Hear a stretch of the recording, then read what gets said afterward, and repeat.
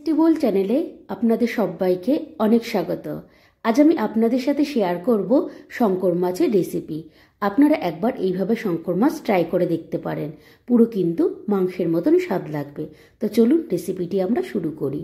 প্রথমেই আমি এখানে মাছে পরিমাণ অনুযায়ী লবণ এবং হলুদের গুঁড়ো দিয়ে দেব।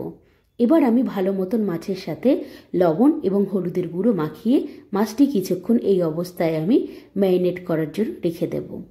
এবার আমি গ্যাসে কড়াই বসিয়ে দেব। কড়াই গরম হয়ে আসলে আমি এবার সর্ষের তেল এখানে দিয়ে দেব। তেল যখন বেশ গরম হয়ে যাবে, এবার আমি এখানে মাছগুলিকে তেলের মধ্যে ভাজার জন্য দিয়ে দেব।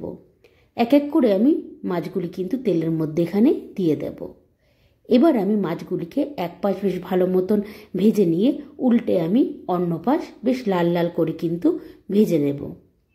সমস্ত মাছগুলি যখন বেশ ভালো মতন দুপাশ বেশ ভালো মতন লাল করে ভাজা হয়ে যাবে, এবার কিন্তু আমি এখানে মাছগুলিকে একটি পাত্রের মধ্যে তুলে নেব।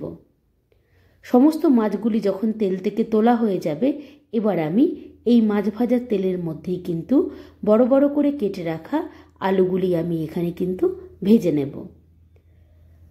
আলুগুলিকে আমি তেলের মধ্যে দিয়ে ভালো মতন আমি নাড়াচাড়া করে নিয়ে আলুগুলিকে হালকা আমি লাল করে ভেজে নেব। সমস্ত আলুগুলি যখন বেশ হালকা এরকম লালচে লালচে ভাব চলে আসবে, এবার কিন্তু আমি আলুগুলিকে কড়াই থেকে তুলে নেব। সমস্ত আলুগুলি যখন কড়াই থেকে তোলা হয়ে যাবে, এবার আমি কড়াইয়ের মধ্যে আবারও একটু কিন্তু সর্ষের তেল দিয়ে দেব।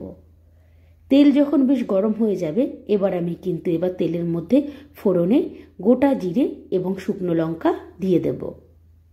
এবার যখন ফোড়ন বেশ ভালো মতন ভাজা হয়ে যাবে, এবার আমি এখানে পেঁয়াজ কুচি তেলের মধ্যে দিয়ে দেব। এবার পেঁয়াজ কুচি তেলের মধ্যে দিয়ে ভালো মতন নাড়াচাড়া করে কিন্তু আমি পেঁয়াজগুলি ভেজে নেব।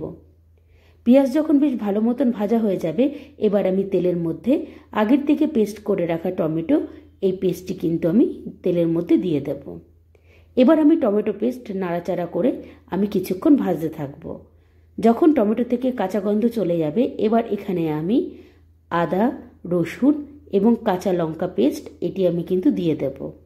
এর সাথে এখানে আমি শুকনো লঙ্কার গুঁড়ো, জিরের গুঁড়ো, হলুদের গুঁড়ো এবং পরিমাণ অনুযায়ী লবণ আমি দিয়ে দেব।